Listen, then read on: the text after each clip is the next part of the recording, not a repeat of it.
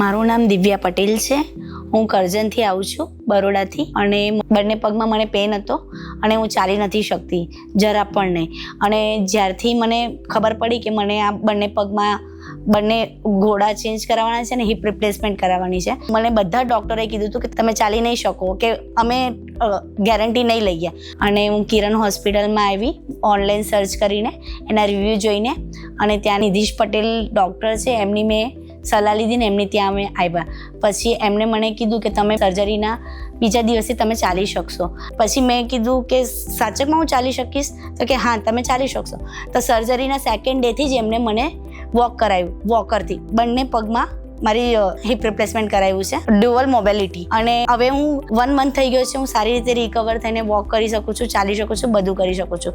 અને ત્યાંના કિરણ હોસ્પિટલના બધો સ્ટાફ પણ એટલો સરસ છે કે એમ પેશન્ટને બહુ સપોર્ટ કરે છે અને ફેમિલી જેવું જ એમની કેર કરે છે. અને એક જ જગ્યાએ બધી ફેસિલિટીઝ મળી રહે છે, એટલે તમારે કંઈક જવાની આમ તેમ જવાની જરૂર પડતી નથી.